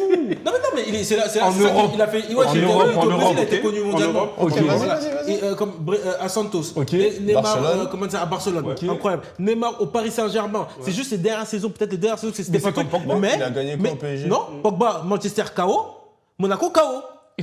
Il faut dire la vérité, les frères. Monaco, ok. Mais Monaco, Juventus ok. et Manchester. Juventus. Il a gagné l'Europa League avec Manchester. Manchester. Avec la Juventus, Non, mais- il fait finale contre Neymar, Barça en 2015. Juventus, il la ramène en C'est truc. la MSN, il peut Non, rien faire. Non, je pense que, comment dire ça, en soi, si on parle de. Moi, pour moi, le titre, ça participe à faire la légende d'un joueur. Mais par exemple. Il a pas de Coupe moi, du moi, Monde, je parle Neymar. vraiment, personnellement, un joueur. Par exemple, Ibrahimovic, il n'a pas eu de ballon d'or. Moi, c'est une légende. Il n'a pas de ballon Il d'or. a pas de Il n'a ballon pas de d'or, Ligue des pas de Champions. Coupe du Monde. Mais c'est une légende. Et il a pas de Coupe Il du n'y a pas de Monde. Coupe du Monde. Et vous ne mettez pas légende. Oui, mais toi. non, mais non, attends, tout de attends. suite. Pourquoi tu le mets Parce que légende? parce qu'il a marqué Ouais. l'histoire du foot. Comme Pogba. Non. Attends, Pogba, Pogba a c'est- marqué l'histoire du foot Bien aussi. sûr, Pogba, il est une il a- superstar au en mitard. termes d'impact. C'est Avant- une superstar, mais c'est pas une légende. Avant Eh, mais lui- Mousse, où Non. es-tu? C'est Mousse qui aurait pu m'aider ici. Avant lui, tu trouvais aucun Renoir d'1m86, 7, 8, 10 au mitard comme lui. Tu trouvais pas ça avant. Moi, par exemple, pour moi. Tous les mitards avant, ils Si, faisaient si. 1m75. Patrick Vieira. Bon, à part Patrick Vieira. Ok, Patrick Vieira, Yaya légende, pour moi, Touré. Pogba, pas légende. Mais Pogba, il a gagné la Coupe du Monde. Mais non. Il marque en finale de Coupe du Monde. C'est une légende, frère. Pour moi, par exemple, je vais aller encore plus loin. N'Golo Kanté, pas légende. Je vous dis, c'est des joueurs, ils sont aussi. N'Golo Kanté, il a été très fort. Et ouais, fou. c'est vrai. Il a gagné des Non, titres. mais toi, attends, Mais pour attends. moi, je ne mets pas légende. Il n'a pas marqué le métier du football de son art. Il n'a pas marqué le football. Tu te bases aussi sur des critères. Si tu parles légende, t'as Messi. Si tu parles légende. Ça me fait trop rire parce que même la régie ne sont pas d'accord avec moi. Si tu parles légende, Messi, Ronaldo, ok, il y a des grands en dessous. Mais vraiment. Il y a plein de légendes. Samuel Eto'o, légende. Pour moi, tu gagnes une Coupe du Monde d'impact dans le jeu, d'impact médiatique. Et Kanté. Mais t'es obligé de Kanté, Coupe du Monde 2018. Mais déjà, vous deux là, déjà vous m'avez dit que cette saison c'était une catastrophe. Il n'y a que Dieu qui a la science infuse. Ah, c'est aujourd'hui que tu dis ça. Mais il a raison. Fallait dire ça au début. Mais il a raison. Moi, j'ai fait une projection. Bien sûr. Non, t'étais sûr. Non, mais on pensait tous qu'il allait Mesdames et revenir. messieurs, Sur ma projection, j'étais. Mesdames et messieurs, chers téléspectateurs, s'il vous plaît, regardez l'émission qu'on a faite. La première émission avec Bafodé Gassama. Faut voir comment les deux étaient sûrs. Franchement, moi-même, je pensais qu'il allait réussir à Monaco. Bien sûr. Je pensais. Moi, je savais qu'il avait malheureusement, et c'est vraiment pas contre lui, hein, et c'est vraiment pas parce que c'est un joueur que j'aime beaucoup. C'est dommage, c'est un frère guinéen, mais Il a arrêté pour trop revenir longtemps. à son niveau qu'il a eu, il fallait un peu plus de temps, tu vois. Et là, malheureusement, il y a les pépins physiques, tout ça. En tout cas, ce qui est sûr, je dis que c'est pas une légende, mais je reconnais que c'est un immense joueur et je l'aime beaucoup. Et vous le savez pas, mais je suis porteur de Monaco. Donc vraiment, je l'aime beaucoup, Pogba. Mais la vérité, pour moi, c'est pas une légende. Mais vous n'êtes pas d'accord avec moi, je respecte votre avis. On espère qu'il reviendra à son meilleur niveau. On espère ça. Il Il le mérite, ça c'est sûr. Et il mérite une fin de carrière de légende. Mais ça reste une légende. Mais là-bas, je suis d'accord avec toi. Non, je te dis franchement, ça reste Mais une c'est déjà une légende. légende. Parce que si mais Neymar Il mérite une fin de carrière de légende. Pour Mad, Neymar c'est une légende, Pogba c'est une légende. Parce que les blessures de Neymar, là aujourd'hui, Ouais, Neymar, tu vois, c'est un intermittent du football, Neymar. Ouais, Arrête un peu. mais Mais ça, c'est pas Neymar. Pogba, il a gagné des titres, frérot. Il a été meilleur, mais comme Neymar, ils ont été meilleurs jeunes joueurs de la pensez Coupe du maintenant, Monde. parce que là, vous comparez Neymar et Pogba. Là, dans 20 ans, on va parler plus de Neymar ou de Pogba. en tant que Français, on va parler de Pogba. Mais t'es vraiment mais- objectif. mais non, mais- on parle pas de français, on parle mondialement. Parce que les gens, c'est mondial. Neymar, On va plus se parler de Neymar ou de Pogba. parce que ils ont pas le même poste. Neymar, Les gars, vous êtes ils n'ont pas le même poste.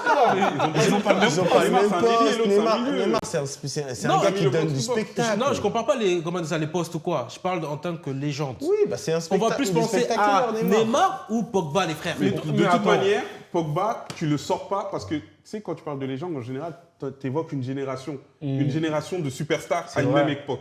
Et dans la génération où il y a Neymar, Pogba, il figure dedans. Mais Bien là, sûr. arrête, mais. C'est vrai que c'est par génération. Ah oui, Même par Benzema, génération. c'est une légende. C'est un gars qui a fait le Benzema, 11 de c'est FIFA plusieurs années. Frérot, c'est... Si, il l'a reconnu vers la fin. Non, je vais en continuer. Il faut juste qu'on continue l'émission. C'est tout. Let's go. Là, on va passer à l'autre. À la dernière rubrique.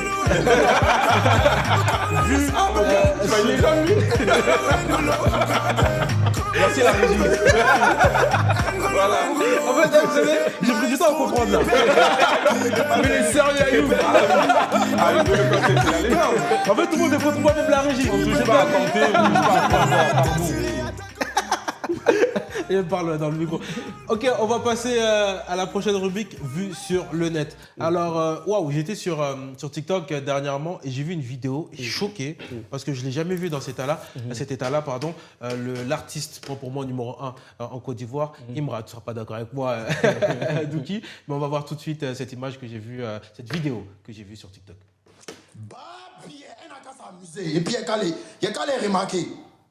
Bon, mais il y a un joueur à Babi de jouer. Puis si vous aimez me jeter en cabas, vous aimez me jeter en cabas. Il y a sorti ici chacun. La vie de ma mère, Wallahi, Pilaï. Qui n'a qu'à jouer mon nom de joueur.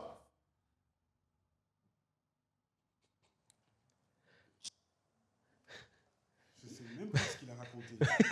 Parce qu'il a parlé en ouchi un peu, hein, l'argot un peu ivoirien. En fait, pour contextualiser un peu le truc, il est, c'est la superstar du rap, donc il est critiqué de toutes parts en ce moment parce la hype elle commence à redescendre un tout petit peu. Et en plus de ça, là, Didi B, ça fait que de continuer à monter. Parce que là, il a un zénith, là, Didi B.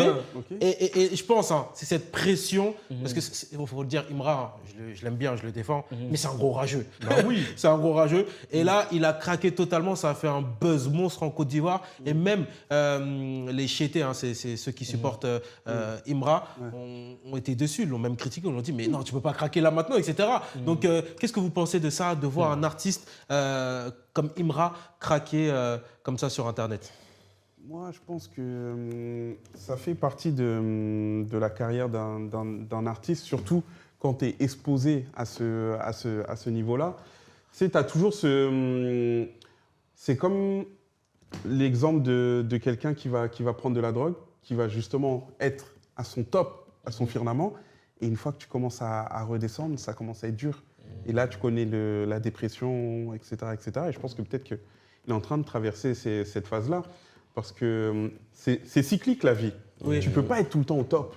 C'est très rare, en tout cas, d'être très, très, très longtemps au top. Ouais. Donc, surtout dans la musique. Hein. Surtout dans la musique. Ouais. Ouais. Mais là, à titre de comparaison, vu que toi, tu fais du MMA, là, parce que là, c'est vrai que je pense qu'il y a de ça dans ce que tu dis. Est-ce que, et on ne te le souhaite pas, hein, imaginons maintenant, là, tu fais des combats, encore une fois, je touche du doigt, on ne te l'espère pas, tu rates, tu perds 1, 2 combats, etc. Est-ce que tu appréhendes ça? Est-ce que mentalement, tu penses que tu seras prêt à surmonter ça? Parce que là, voilà. Moi, bon, j'ai déjà perdu en amateur et tout. Le MMA, moi, je le fais pour moi. La musique, tu le fais pour partager avec les gens. Tu vois? Déjà, c'est une chose différente. Après, aussi, dans la musique, il y a beaucoup le truc de gloire. Tu sais, les chanteurs, ils sont glorifiés pratiquement, tu vois? Et tu vois, l'autre jour, j'entendais un interview de Gims. Il a dit « Tous les chanteurs connaissent une traversée du désert ». Oui. Tu vois. Et après, il disait, dans le désert, il faut trouver son oasis. Tu vois. Mais il est trop chaud. Mais t'as vu, tous, même, je me rappelle Gims, avant qu'il a son run, 2024-2025. Ouais, il avait galéré. Qui a un moment en 2020, même non, en 2021, 2022, vas-y. Tu vois. Donc, en 2021, il est encore là. Hein. Oui, non, c'est 2022. Voilà, 2022-2023. Voilà, 2022-2023, il était en... C'est dire qu'en fait, tu connais ta traversée du désert. C'est juste que quand tu es un artiste, il faut que tu saches que la musique, elle ne t'appartient pas. Oui. Dès que tu fais cette erreur, c'est mort. C'est mort, ouais. Tu vois. Parce que tout le monde est arrivé, même à Michael Jackson, je pense qu'il a eu sa traversée du désert. Bien sûr, bien sûr. C'est qu'il faut l'accepter. La musique, c'est un truc, c'est très ingrat, la musique. Hein. C'est hyper ingrat. Tu vois. Toi, quand tu vois ça, toi qui es un supporter de DJB, c'est une suite logique. Ok. Pourquoi? Parce que le petit, il a voulu rentrer dans un terrain où il maîtrise pas. Tu vois, Imra. Mais parce qu'il rentre dans des clashs. Il y a eu même, en plus c'était au mois de juin, la diss track de DJB. Quand il dit t'es un petit babouin, tu vois. Baudouin, pardon. Oui. Excusez-moi. Oui. Petit Baudouin. Il répond au tac au tac. Et ça, tu vois qu'Imra, il surenchérit. Les gens, au départ, ils disaient qu'il arrivait à gérer. Mais tu vois qu'au final, c'est pas une course de rapidité. C'est un marathon. C'est un marathon. Et les anciens, on a beau les critiquer, mais ils ont l'expérience de la musique. Et surtout en Afrique, faire de la musique en Afrique et faire de la musique en Europe, c'est pas la même chose. C'est pas la même chose. Et là où je suis d'accord avec toi, c'est que je pense qu'il a trop eu confiance en lui. Et là, ça le rattrape. Il a percé depuis pas longtemps, Imra. Donc, et pourtant, forcément, il y a des choses qu'il ne connaît pas dans la musique, etc.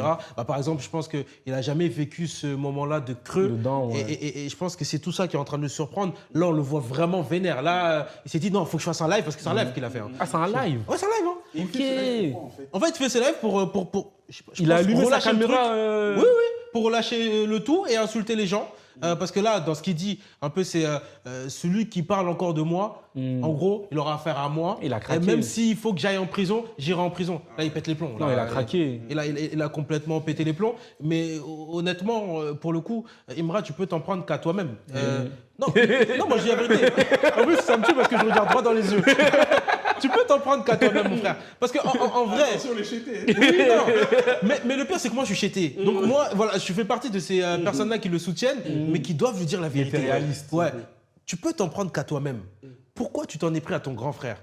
C'est ça le problème, tu vois. Moi, pour moi, musicalement, t'es plus fort que Didi B. Mais c'est ton ancien, c'est ton devancier. Et il l'a attaqué gratuitement. Faut toujours respecter les anciens. Faut toujours respecter les anciens. C'est eux qui ont la baraka. C'est eux qui ont la baraka. T'as mal fait, excuse-toi. Et on espère vraiment qu'au final, ça compte. Et pourtant, ce qu'il a fait en très peu de temps, je respecte. Hein. Parce que imposer le nouchi en France, que les gens écoutent autre chose que du français, c'est fort. Hein. Bien sûr, bien sûr, bien sûr. Juste, c'est quoi comme son, Imra? Je connais pas trop, moi. Ah, tu connais pas Emra? Je connais Non, c'est Yorobo Drill, etc. Le feat aussi qu'il a fait avec La Fouine, etc., qui a bien marché. Tu iras voir sur Spotify, franchement, il est bon. Il se débrouille bien. Tu connais Didi B? J'ai entendu, mais je sais quoi le son.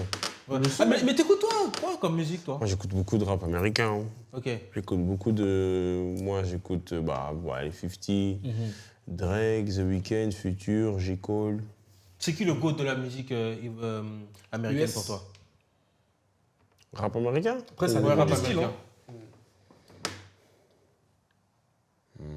T'as tellement de choix. Il y a du monde. Hein. Après, c'est Biggie, le GOAT... Ton top 3? Ah, mon top 3. À la rigueur, ouais. Voilà. Depuis que j'écoute du rap, hein. Ouais. Américain, mon top 3. Alors, je vais mettre Eminem, 50. Rap américain, Eminem, 50. Allez, je vais mettre... La réalisation, parce qu'ici on est très rapide. Hein. Là c'est du Mra là. Oui voilà, ça c'est le robot drill du coup. C'est un de ces sons qui l'a fait péter. Merci la réalisation. Très très pro, c'est le macho. Très réactif. Très réactif. C'était pas trop mon époque, j'écoutais pas trop. Okay. Ah, t'as vraiment classé. Ouais, quand j'ai commencé à écouter 2001, 2002, j'ai écouté Eminem, 50, et après jusqu'à aujourd'hui. Tupac, t'as pas écouté? J'ai écouté, c'est une légende du rap, j'ai écouté All Eyes on Me, tout ça, mais c'est pas un truc où j'ai grandi dessus. Nous, on était, je pense que c'était juste un peu nos générations avant. C'est ça, et tu sais qu'il y a beaucoup de menteurs. Hein. Ils vont dire, ouais, c'est une légende, mais frérot, Oui, t'as pas l'écoute, vécu son truc, tu vois. Tu vois, par exemple, si aujourd'hui en rap français, si tu mets les gens, tu mets Rof, Booba, parce qu'on était dedans, on a écouté. Oui, mais Rof, Booba, et tu peux mettre Eni aussi. Oui, parce que c'est... Ouais, mais tu n'es pas à côté de Rof et Booba, quand même. Pour moi, Non, tu peux le C'est mettre. pas la même catégorie. En fait, c'est pas la même époque. c'est pas la même chose. C'est comme si tu mets NTM et Nino au même. C'est pas possible. Tu peux pas. Je pense que- Ouais. Parce que là, tu demandes à par exemple, des 2000, des 2004, 2005, ils vont dire section d'assaut. C'est vrai. Tu vois? Pour eux, c'est des légendes. Or que nous, moi, je ne pourrais pas dire légende. Parce que j'avais déjà les anciens, comme tu dis. Ouais, Rof, c'est ça, on avait déjà voilà, le truc. Après, si tu mets en globalité rap français, bon, après, ça dépend. Tu peux même mettre Jules. Hein. Jules, il est fort. Hein. Moi, j'ai un avis très. Ouais, moi, j'ai un problème avec Jules. Ah, oui. Ouais, mais je reconnais que c'est une légende du rap français. Quand même, ce qu'il a fait. Non, c'est il fort. faut le reconnaître. C'est une légende du rap Niveau français. marketing, C'est très fort. Marketing, même en termes de débit, de combien de fois, de productivité. Productivité, ouais. Et en plus, en termes de vente d'albums. Tu vois, même Gims, c'est très Ouais, fort. mais tu sais, c'est Jules qui a imposé ce rythme-là. Bien Parce sûr. qu'avant, les albums, ça pouvait être tous les 3 ans, Tous 4 les ans. 1 an. Là, maintenant, tous les 1 an. T'es obligé. Ah ouais? Jules, il est arrivé, il Ouais. a cassé la machine. Il a cassé tout. Laisse tomber. Ok, on passe à la prochaine vidéo vue sur le net. C'est Soulbanks, l'artiste Soulbanks, l'artiste guinéen qui parle de sa femme, qui est elle-même artiste, et il parle des streams et de l'achat des streams. C'est qui sa femme? C'est des artistes guinéens. Oui, mais c'est comment ça Manamba Kanté, Ok, oui. sa femme. Extrait. Namba aujourd'hui, c'est pas une artiste qui achète des millions de vues, mais c'est une artiste qui fait des millions de vues réelles. L'impact, elle est présente. Les gens, ils veulent aujourd'hui nous juger aux millions de vues. J'en rigole. Quand on est fan d'un artiste, on n'est pas fan de son succès, on est fan de ses œuvres. Mais on a l'impression qu'en Guinée, les gens, ils sont fans du succès. Ok, les fans sont fans du succès, ils sont fans des artistes que quand ça marche. Ils sont fans des artistes que quand ils font des millions de vues. C'est pourquoi aujourd'hui, il y a des artistes en Guinée chez nous, ils sont obligés de dépenser beaucoup plus de millions à avoir des millions de vues, c'est-à-dire à acheter des vues pour paraître des artistes qui ont du succès, que de faire le vrai boulot et puis laisser la musique faire son travail. Et les gens, ils veulent aujourd'hui nous juger aux millions de vues. J'en rigole parce que si je veux, la chanson qui vient de sortir, Mon mari, mon combat, si on veut que ça atteigne 10 millions de vues en moins de mois, on peut le faire. Comment? On l'achète les vues, comme tout le monde le fait. Mais Voilà, on a pu voir l'extrait, on entend Soulbanks dans une interview parler des vues, de l'achat des vues sur YouTube. Il est assez critique par rapport à ça. Est-ce que pour vous, par exemple, vous êtes producteur, vous avez un artiste, est-ce que vous payez les vues ou vous laissez la magie faire le truc? On triche pas. Parce qu'à la fin... Mais vas-y, finis et je vais te contredire. Tu sais, booster artificiellement la carrière d'un artiste. Après, moi, je ne suis pas producteur. Je pas dans la musique ou quoi que ce soit. Même sur Instagram, j'achète pas de followers. Mais je trouve que au final, c'est juste pour le bonheur des yeux, juste pour c'est du paraître. C'est du paraître et ça dépend en fait dans la mentalité dans laquelle tu es. Parce que tu en as qui sont dans le résultat, ils sont dans l'action. Il y en a, ils vont se dire, OK, fake it until you make it. Tu vas faire croire que c'est un artiste qui a du succès parce que c'est toujours à la mode d'écouter les gens qui ont du succès. Tu veux toujours être avec les meilleurs. Tu veux toujours écouter les meilleurs. Tu veux toujours avoir la meilleure paire de pompes. Du coup, c'est pour ça qu'ils font ça. Mais au final, ça ne dure pas. Oui, mais ça ne dure pas. La vérité, c'est que et Booba, il aime bien le dire, qu'on est dans une époque où c'est la culture du pauvre. Dans le sens où, et je vais vous dire la vérité, c'est plus le contenu qu'on regarde. J'ai l'impression que c'est plus le contenu qu'on regarde. C'est si l'autre il a beaucoup de followers, etc., on va le suivre. Les marques, ils s'en foutent de ce que tu fais. Si tu as beaucoup de followers. Tu vois ce que... Donc c'est les chiffres qui parlent. Tu vois. Donc en vrai, moi, je suis désolé, je comprends. Moi, les artistes qui vont faire ça. Ça dépend quelle marque. Moi, oui, ça dépend quelle marque, tu vois. Mais par exemple, toi, qui es entrepreneur, t'as Benta, on va se dire la vérité. Il y a un influenceur que tu aimes bien son contenu, mais un autre influenceur, tu ne regardes pas vraiment, pour toi, ce n'est pas un contenu de ouf, mais il a 1 million de followers. Tu vas travailler avec qui? Celui avec qui j'aime bien son contenu, parce que moi, les valeurs sur lesquelles je suis aligné, c'est que je préfère travailler avec quelqu'un où on est aligné en termes de feeling, en termes de valeurs. Moi, des influenceurs qui m'envoient des messages, j'en ai un tas.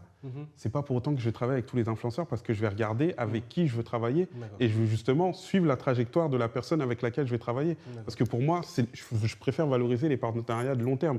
Et toutes les marques sensées qui réfléchissent un peu, c'est ce qu'ils font. Parce qu'aujourd'hui, tu vas t'associer avec un mec qui a 1 million de followers, mais il n'est pas aligné avec tes valeurs. Demain, son image, elle est catastrophique. Ça a un impact sur ta marque, parce que tu as associé ton image à cette personne-là.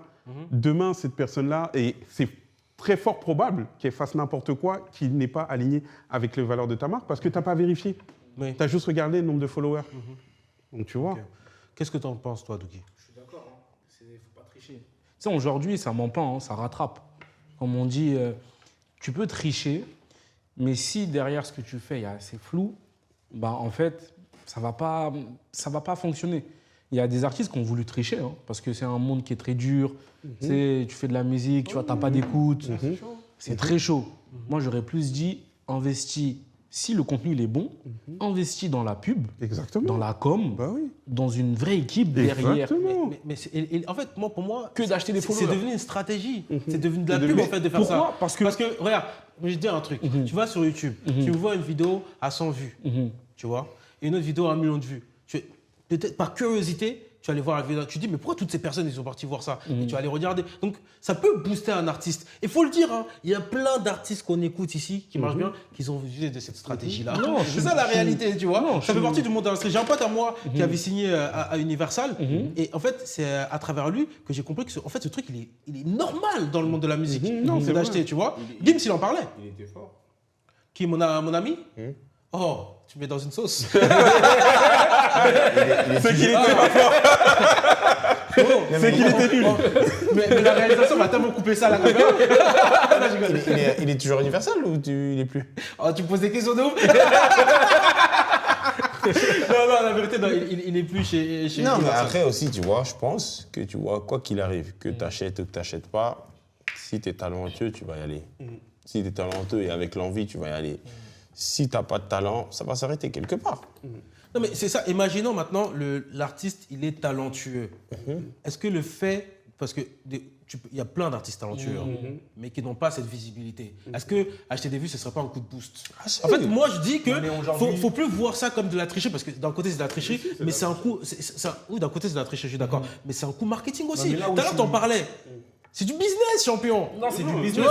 Là où je ne suis pas d'accord avec toi, c'est qu'aujourd'hui, la chance qu'on a en 2026, tu prends ton téléphone, réseaux sociaux. Tu peux faire tu peux être ton propre pub. Exactement. Mais en organique, mais ça marche pour certains, comme d'autres, ça ne marche pas. Après, c'est la baraka. Il y en a, ils utilisent non, ça, pas oui. il y en a, ils utilisent ça comme un coup de boost. C'est ça. Donc moi, honnêtement, je vous dis la vérité, j'étais très critique sur ça avant, mais en fait, parce que je prenais l'exemple du producteur tout à l'heure. Lui, en vrai, il veut faire de l'argent, frère. Tu vois, il va faire de l'argent et il va user de tous les moyens possibles pour faire de l'argent. Et si jamais tu es producteur, tu fais ça et que ça marche, pour moi, c'est que tu as compris. Mais en soi, qu'est-ce qui rapporte de l'argent? Avoir énormément de vues sur YouTube ou avoir un stade rempli ou une salle remplie? Non, mais c'est ce qui amène ça. C'est pour ça que je dis que c'est une stratégie marketing. On pense que c'est ce qui amène ça. Mais est-ce que c'est vraiment ce qui amène ça? Parce que là, on parle des vues YouTube, on peut parler aussi des achats stream. Mais tu sais ce que tu dis, ça, je sais pas si tu as vu la série Validée. Ouais, ils sont truqués, ouais. Sur la dernière saison, il a triché. Et on a vu les conséquences, tu vois. Mais malgré ça, vu que l'artiste était bon, on sait que l'artiste n'avait pas besoin de ça. Parce qu'il y a beaucoup d'artistes qui ne le savent pas. C'est vrai. Il y a ça aussi. Ça veut dire que toi, tu fais croire à l'artiste que voilà, regarde les chiffres, les trucs, alors que c'est en Inde, les gens ils streament, tu vois. Qu'il est sous-perfu. En tout cas, ce qui est sûr, hein, et là je pense qu'on va tous être d'accord, le talent doit primer. Le talent doit primer, c'est l'art même doit primer avant les chiffres. C'est la fin de cette émission. J'ai kiffé être avec vous les frères. J'ai kiffé être avec toi mon frère. Bafodé Gassama, on te souhaite vraiment une fin. Non, c'est même pas une fin. Un début. Attention, il a une longue carrière. Hein. Il a une longue carrière en vrai. Mais voilà, en tout cas, on lui souhaite une carrière longue. Voilà. Et une fin de carrière exceptionnelle. Et en légende. Une fin de carrière en légende. Et on est fiers de toi encore une fois. Mesdames et messieurs, c'était le Macho. On se retrouve très bientôt. Very well. Et puis c'est moi. Normal. Let's go.